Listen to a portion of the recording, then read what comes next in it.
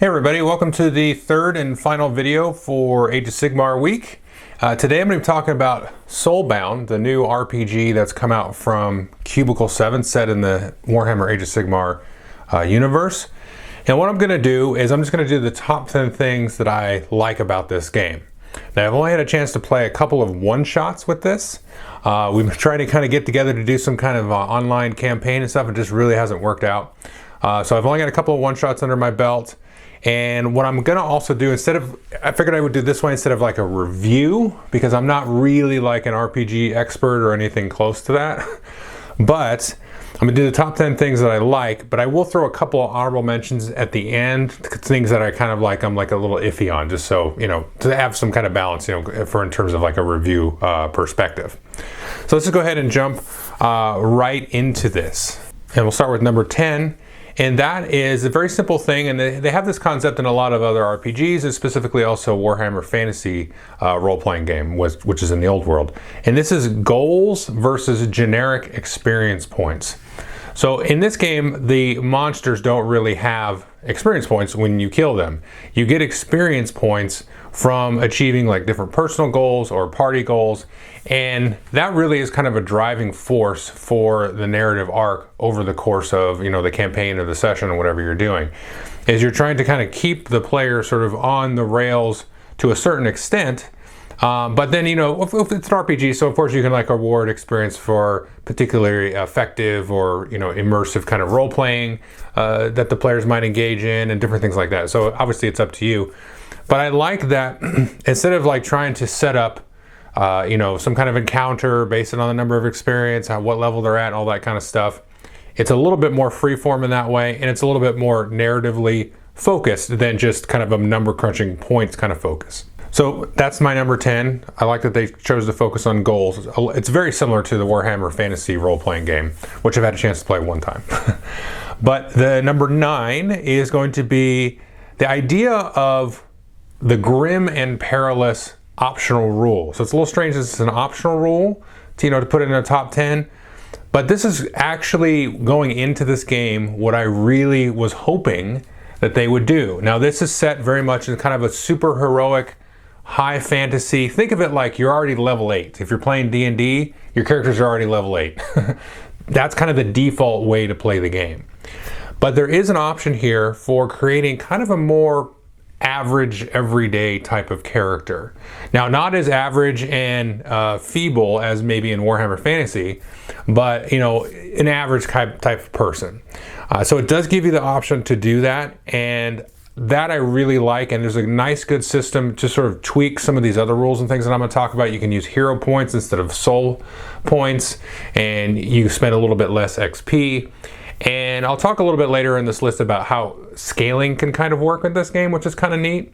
But the system is set up to do that. Now I do hope that they at some point have some kind of supplement that says, hey, here's like the Grim and Perilous supplement. Because I think that would be really cool, because a lot of the kind of story tidbits and things that they have in some of the supporting material is not really for that. Now you can easily glean some of that out of that, or, you know, maybe go into your bag of tricks. Like I have a couple of Warhammer Fantasy books. I can pull some of that out and sort of put an Age of Sigmar kind of flavor on it, or you can get some old D&D books or something, you know, that kind of thing, and kind of piece it together. So as a DM or GM, then, you know, that is not out of the realm of possibility. And that's something that I'm interested in playing, in either GMing or as a player, and to kind of see how that would work. But there's not quite enough. I think right now would be maybe a little bit extra effort, more than I feel like putting in.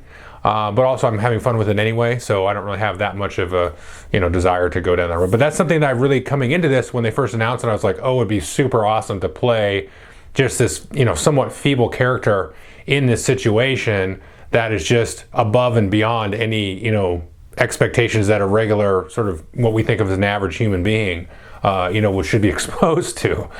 So that's the kind of interesting thing, and that's something I wanted to get to. But they give you that option, so that's good. So that's number 9 there. The number 8 here is the concept of Mettle, and that's M-E-T-T-L-E. So in a combat round, you have this resource, and pretty much everybody has a resource, where you can spend a mettle to maybe adjust some of your dice rolling, or to get an extra action on your turn. Because usually it's like move and do an action in your combat round. And you regenerate 1 metal every round.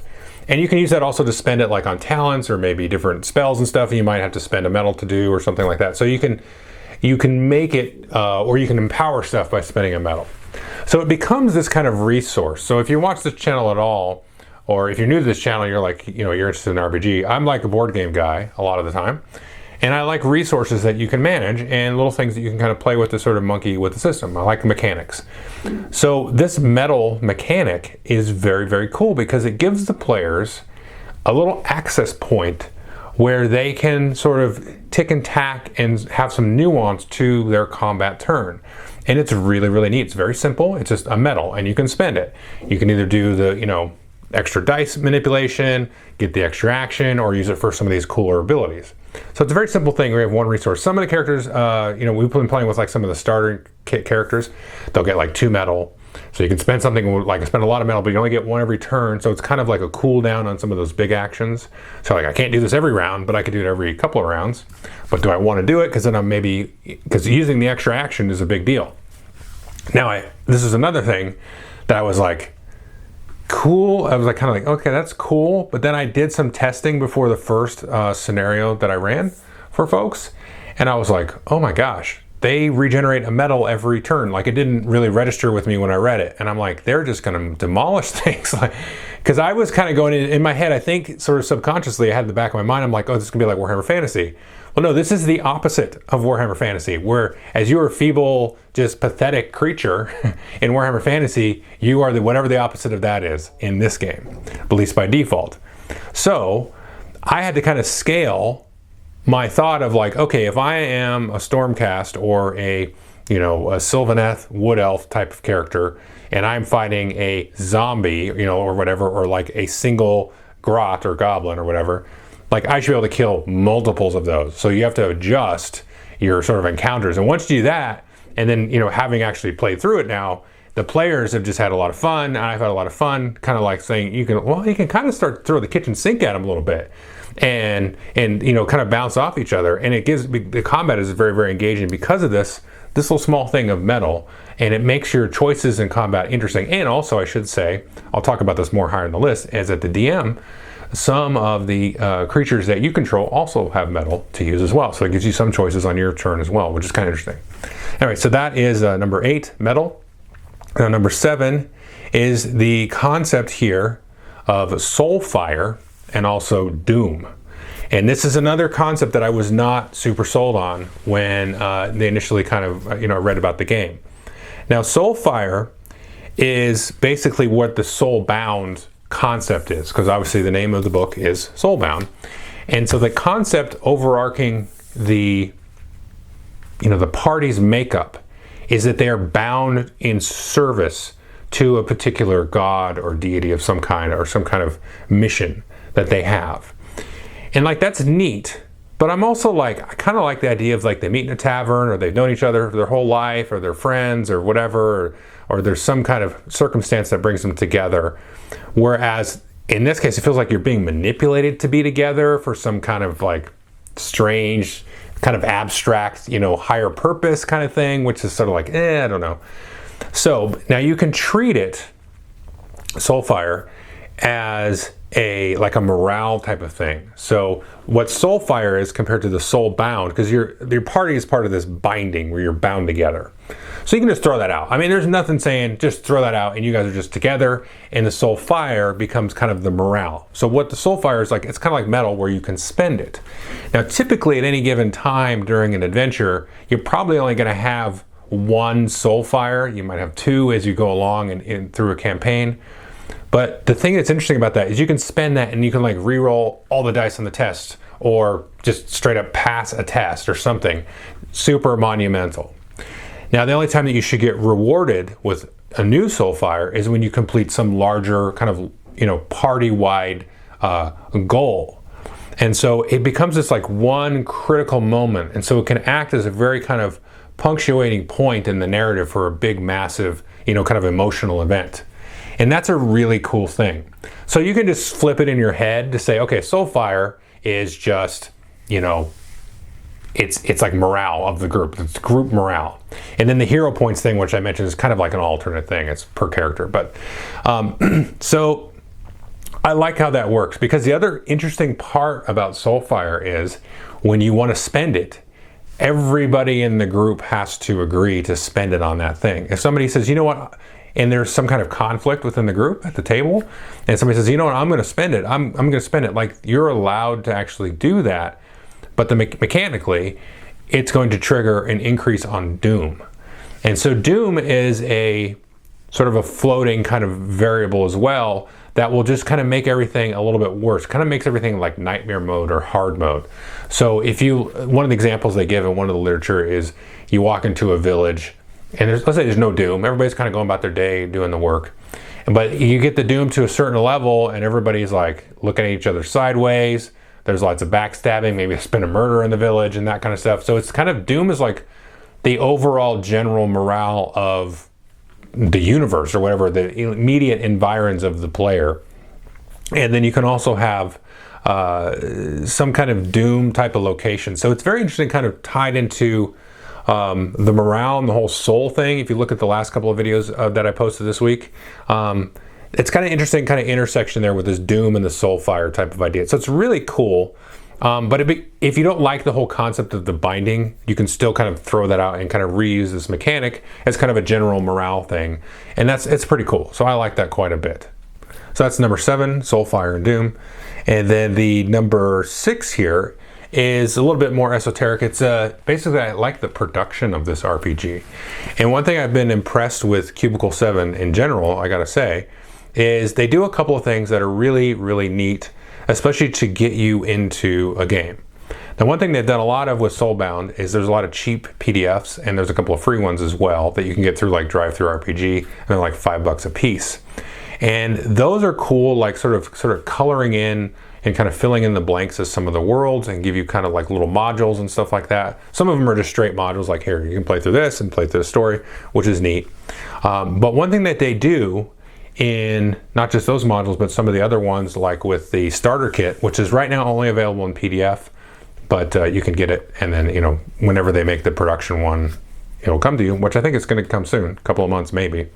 But they have this thing called Rumor, Fear, and Threat. So if you're sitting there trying to sort of plan out a campaign or an adventure, you can probably pull on a couple of threads and say, because if you don't want to really want to railroad the players just down one storyline, which is fine, but if you want to have some kind of some flexibility and adaptability, you can say, okay, I like these kind of things. So you can grab a couple of little rumors, and then of course you can go off script at any point, but you grab a couple of rumors and then you say, okay, so if they kind of go down this way, this rumor will start to develop into a fear, and then finally get to a threat, which will probably trigger, an encounter or a whole full-blown adventure and that kind of stuff. So they present that in a lot of different ways throughout all of the different literature there. So it becomes a nice thing you can sort of hook onto, grab onto, start to ground your world a little bit more in. And I like that presentation and how they do that without, forcing you down a railroad thing. And it just colors in the world a little bit and gives you little things to kind of chew on and spin off and go off in its own direction and stuff. That's a really neat way to kind of present it. They did something similar with Warhammer Fantasy, but this is a little bit more structured. So I like that it's kind of broken down in those kind of rumor, fear, threat categories. The other side of the production side is the character sheets are really cool. And I was talking to a friend of mine over on the Rolling Dice and Taking Names podcast, and who plays a lot of RPGs.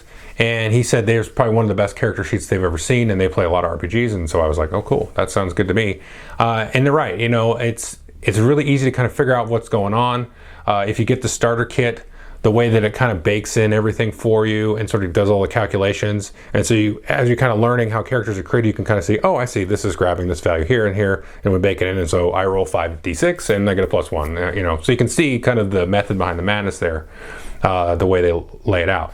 So the overall kind of like UI of some of the screens and stuff like that, or the sheets, is really cool.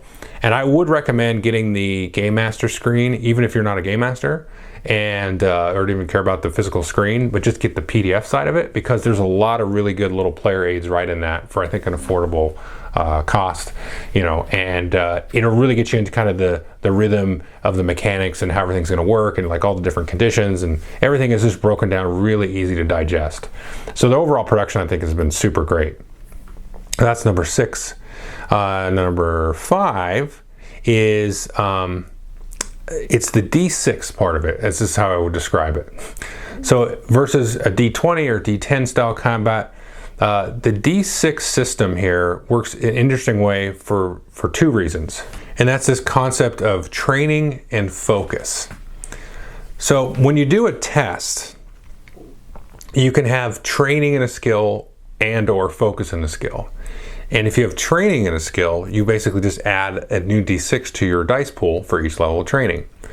If you have 1, 2, or 3 levels of focus, you can modify any one of those dice by 1, 2, or 3 points, or split that up across multiple dice. So if you have a target number of 4, and normally you have 4 dice in your pool, and you've got a training, you can add a 5th one, and let's say you have 2 levels of focus, and you need to hit the 4, but you roll a 4, 2 3s, and 2 1s, well, you could spend that focus on the 2 different 3s to bump up to 4, so now you have 3 successes. So, I'm going to talk more about this in some of the other steps moving up, but it makes the combat like very skirmish, miniature war games, skirmish oriented, and I think that's going to maybe scare some people away. But it's so simple, and then the metal that you can use there, because I remember I talked about metal, I think that was number 8. You can use the metal now to give you extra focus or an extra training, or sorry, double your focus or give you an extra training. And so that will allow you to add more and more dice. So that's the interesting sort of concept there. So just that whole, like, again, that resource management thing, it's like, oh, I need to do this, and I'm going to need that extra, you know, oomph on this attack or something, so I can spend a metal there. But it's like, oh, well, do I spend the metal on taking another action? Well, it's like, well, I'd rather roll 6 dice with +4 than 3 dice with +2 twice. You know what I mean? So it allows you to kind of have that little tactical quality to the combat, because you've got the training and the focus and the metal all kind of working together. But because it's a D6 system, I'll talk more about this a little bit higher, it really just makes the combat that much more like invigorating. Because, you know, like in D&D, you roll a D20, it's like, oh, I got +2 on that. Okay.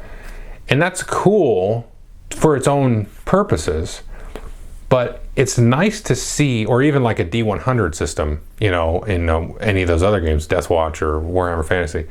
And it's like, yeah, that's got its own thing, and you can do some cool stuff with the D10.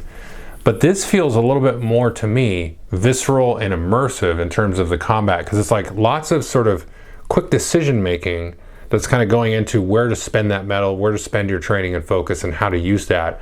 And it's such an easy, kind of simple decision that it stays snappy and it stays smooth.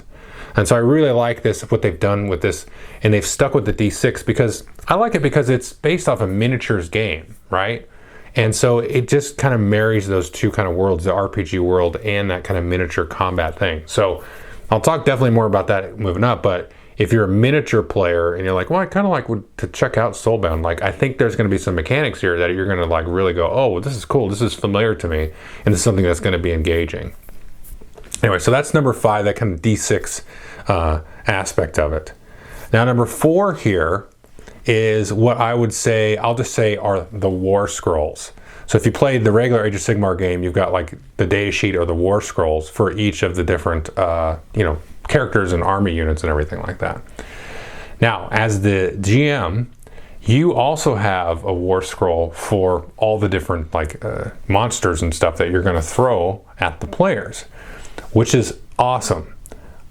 I didn't really appreciate this when I first got into this, but after we played it a couple of times, I was like, holy crap, I love that. This was amazing, because usually you have like a monster, they have some stats, you know, they have some traits and things like that that'll kind of interact with the player abilities.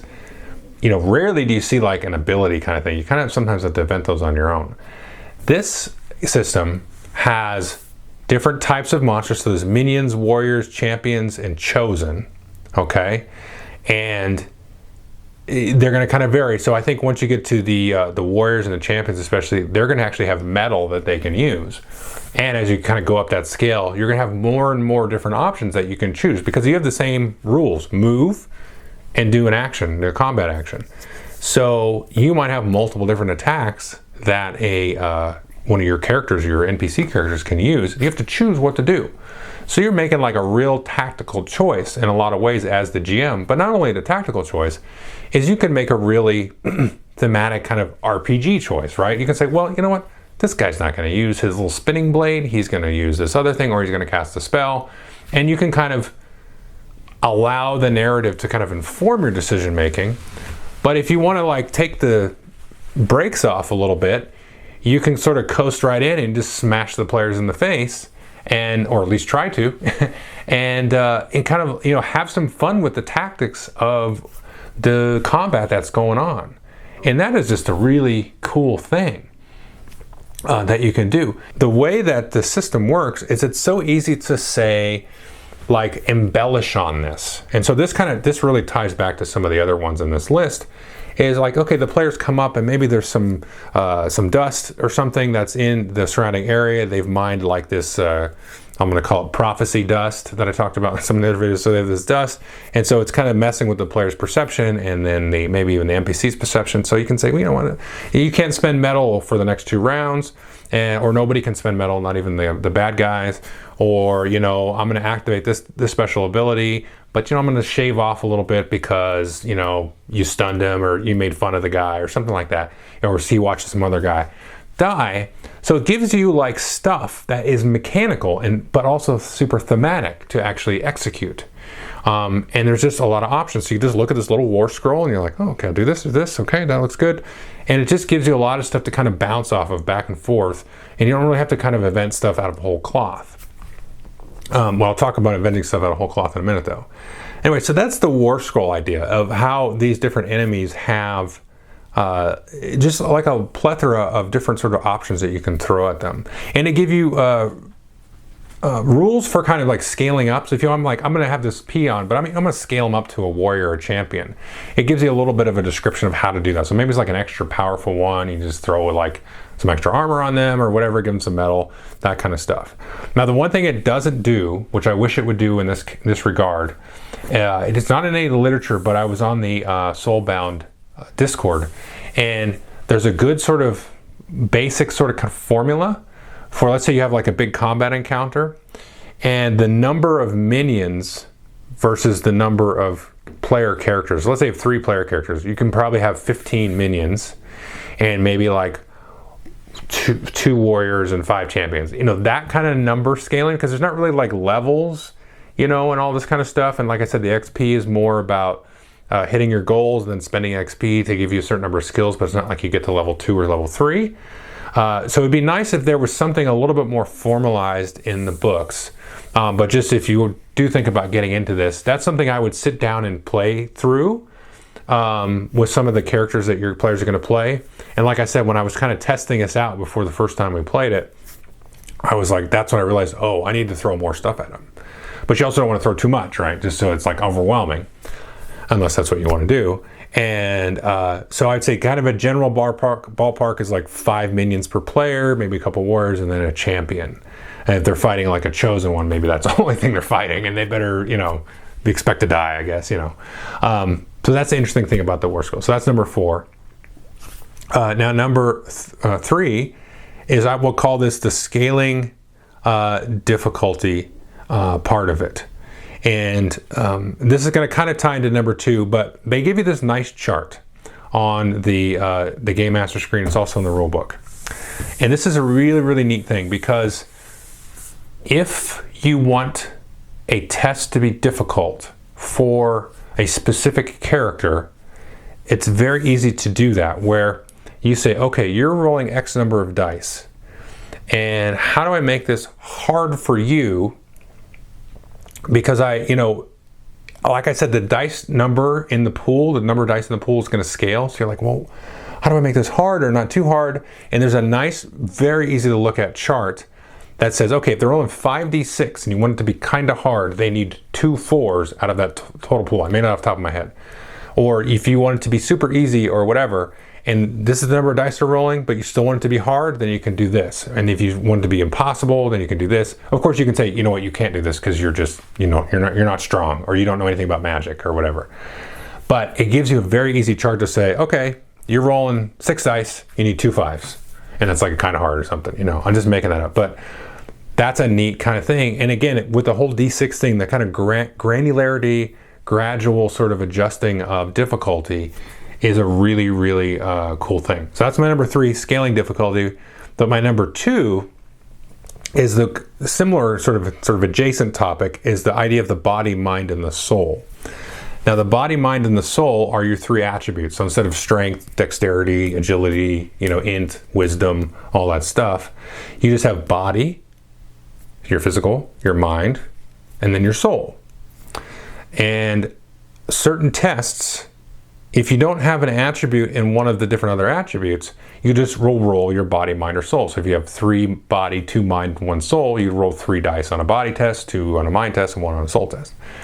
But other attributes like acrobatics or athletics, that would be body plus whatever you've trained in your athletics. So let's say your body's 3 and your athletics is 1, add them together, that's a 4. But if you have a body test that you're not really sure that matches up with something they have, or they don't have any training in athletics, you can just roll that kind of natural ability. So if it's a physical act, you just roll that. Or if it's a mental act or a soul act, and you just roll that. And then you can sort of start to pile on, you know, the other dice as the trait stack, and then the training, and then the focus, and then, you know, ever special abilities. So it makes it just the easy stacking again, kind of that scaling difficulty type of thing, where it's like, okay, it's a physical test, but you're really not that kind of physical person. Instead of having like agility and dexterity and intelligence and wisdom, and then it's like, well, which is that, which just kind of feeds into, you know, the different archetypes and D&D and all that, which is fine. I mean, that's what that system is. But this, I like this sort of, it's a little bit more flexible, and you can, you know, kind of play with it as you will. And there's rules for like advantage and disadvantage and how that works and all that kind of stuff. But I like that it's a very simplistic kind of thing, because it's a physical prowess, a mental prowess, and then the soul kind of abstract thing, kind of your spiritual presence, if you will. And then you just layer on top of that as you go up, and it just kind of scales up the D6s and your target number and the amount of that you have to hit. So that whole system is, again, it's very simple and intuitive. So that's the kind of number 2, the body, mind, and soul, but it's kind of paired with the scaling difficulty. Anyway, so the number 1 favorite thing for me with the Soulbound thing is the concept of zones. So you don't play this game on a grid, although I think you probably could if you really wanted to. And you could certainly play it in theater of the imagination. I haven't done that. The zones are large, sort of amorphous, not necessarily uniformly defined areas that your players will exist in when you're in like a combat encounter or something. So the way that we've done it, or at least that I've done it, is we have those little boards you can get for like Warcry or Kill Team, and they're just kind of like a 22-inch by 30-inch, I think, board. So it's pretty small, you know, it's not too bad. But they're kind of quadranted into 4 areas. And of course, you can kind of lay out terrain and stuff, you know, how you wish to kind of divide it up into more and more zones. So when a player moves, does their move action, they can move anywhere they want within their own zone, or move to an adjacent zone. And then if they're slow, it costs them their whole like turn to move and that kind of stuff. Or if you have like a ranged weapon or ranged spell, it can maybe shoot out to medium range, which is be the adjacent zone, or long range, 2 zones away. So there's no like real granularity with it. So within a zone, you can just, if you're playing with miniatures, you can just kind of have them moving around. But I have to, like, you have to see it in practice, I think. It's going to be very tricky for me to kind of explain. But it works so cool. Like, all the games that I've played of this have been like online with a video camera showed onto this little terrain setup that I've got. And it's just been so like cinematic and fun to see this kind of stuff happen. And the interesting thing to me is you do see this in other RPGs when playing like Theater of the Mind, at least I have, but I think it just becomes more intuitive. So I don't think it's necessary to do this, but I think it's just going to take the game to the next level where you can set up little burned out houses or little, ruins and stuff like that, and little buildings and little things to interact with, and really try to invest that into your encounter. And if you're coming at this from like the Age of Sigmar world and you have some terrain to use, then I think it's really going to be interesting, because there is this concept of like improvise in the combat turn. So like you can say, hey, I'm going to do this, and you ask the GM if they can do that. And so what I've seen happen is players sort of look at the terrain and say, oh, you know what I'm going to do? I'm going to jump on that ledge of that burned out house. That's actually going to give me better line of sight. So, you know what, if I can do that, I can get advantage on my shot. And it's like, yeah. But, which you can do in Theater of the Mind too, but it's also like you're able to sort of provide visual clues and data to the players and sort of like let them kind of observe, what's going on. And because everything is just sort of free form, it's like spaces. It's almost like playing a board game, honestly. You have spaces that the players move to. So you have maybe 4, 6, 7 spaces that they can all move to, and that's your little board, large block spaces. And they can interact with that different ways and say, if I jump over here, there's a lot of debris here, I'll get cover there. I can shoot from cover, or hide from cover, and that stuff. Where I can make like a dice roll to try to duck behind this chair and all that kind of stuff. So the tactical visual quality of that, but also like the handcuffs are off because it's an area. It's not like this grid thing where you can do that. And so I kind of feel like that's how people usually will play. I never played with the grid, and I just always like turned off when I see a grid of stuff. I'm like, ugh, what is this grid stuff, And then you move an inch, and then your guy can move 20 inches, and you can shoot 18 inches, but you're just going to fudge it anyway. But I like that they've kind of like leaned into that to say like, here, just make some areas out and then give each of those zones like some character, and then you have little things that maybe players can interact with there. And it's just been really cool to see all of this kind of combine into that, because you take all the way you spend metal, the D6 thing with the training and the focus, the enemy Warscrolls and all that kind of stuff, and the combat just is like the best combat I've seen. And like I said, I'm not an RPG expert, but just the combat is it flows so smooth and buttery, and the players that I've played it with have really liked it. And I think it just makes it that much more engaging, because a lot of times when I've played RPGs before, the combat is like not the funnest part of the game. It's just like I stand there and I roll. Did I hit? Okay, no. I missed. Okay. And you get like little moments here and there that are kind of interesting. But this is just like swirling and mad and tactical and all that kind of stuff. And it's just so fun and engaging. And I think just all of this stuff combined, but then you go into that, you have zones. Yeah, it's just amazing. So I love that part of it. And it just gets my miniature side engaged, building little encounters and stuff like that. Now there's a drawback. So that's my number one is zones. So let's talk into kind of the honorable mentions, of which are some of the things that I don't care for. There's just little caveats to throw in there. And the zones actually would be one of those, because here's the thing, is if you spend some time setting and building up a little encounter, but you want to have the game be a little bit more free form, then you're going to build an encounter for the players, and they're not going to even go there, so you wasted your time, and then now you don't have an encounter prepared for where they go. Now there's ways around that. You can be flexible. It kind of depends on the situation. But you also don't want to railroad them into an encounter. That's sucky narrative, right? You don't want to force them. But the thing that you can kind of get out with that is, I would say build, and this is what I've done, is build like 3 encounters, and just like, well, they're going to get to one of these based on how the stuff is going. And eventually, and so then you just pull aside the one that's like, okay, I got this one set up. This is what we're in, and now we're going to go, and away we go, and that's fun, and it's going to be fun. So this is if you kind of go through it with sort of my sort of philosophy that I've kind of outlined here, you might end up railroading somebody into this cool encounter that you design, which isn't necessarily fun for the players. So that's a little bit of a caveat there. The next thing I'll talk about is equipment. I would say, and this may be not a problem for anybody, the equipment part of this book and in general is really like light. It's not really an equipment-driven game.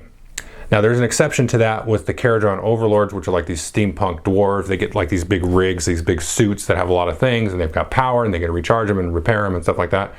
So if you like an equipment kind of thing, like an engineer type of thing, you could play a Caradron Overlord. I mean, that's what their whole race or faction is.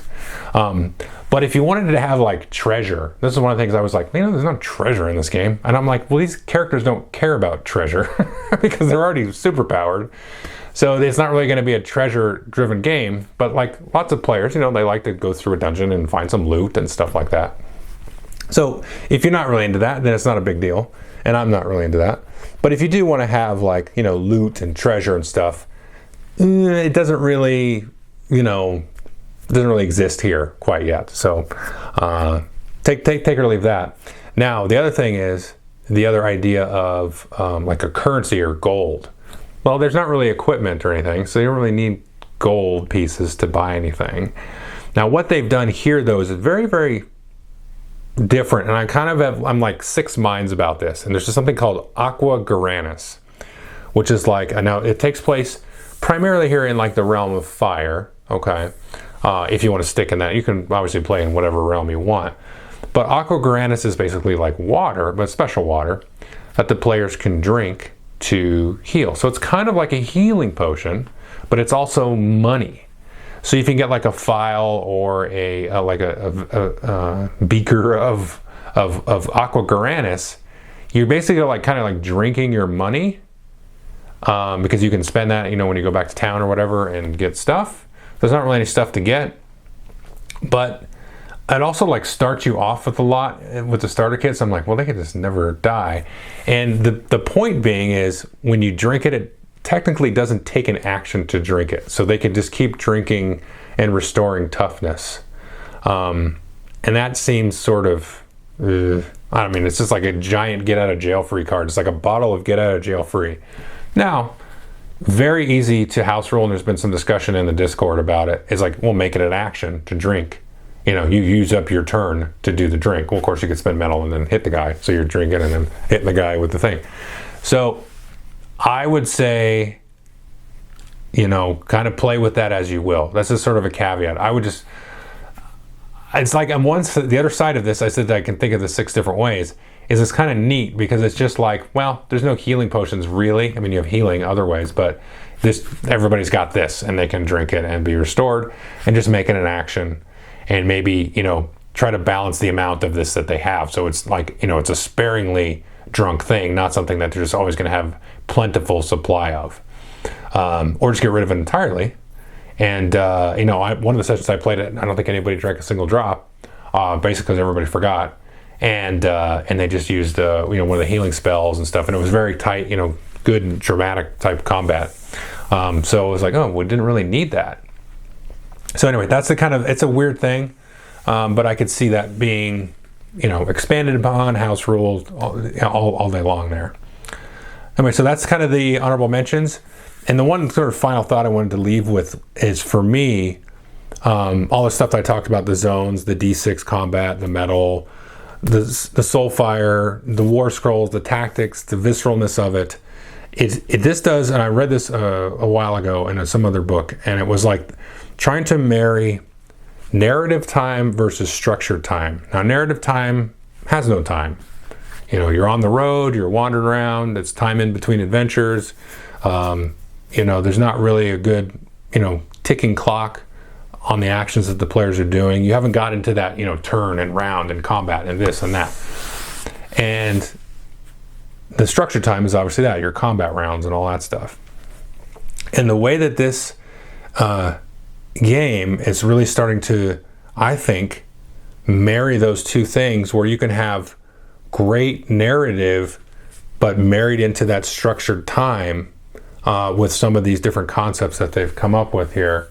It's just really neat. And so that's kind of my general takeaway for all this stuff. It's just to try to think about that concept. You're trying to marry those narrative, like impactful story moments that happen during like an encounter. It doesn't necessarily have to be all combat driven. I mean, you can have other sort of dialogue in those things and things like that, and little tests and searches and all that kind of different stuff. I think this game does a really good job of that, and it makes it feel quite unlike, not that I've played a lot of RPGs, but I played a few, and quite unlike any other RPG I've played.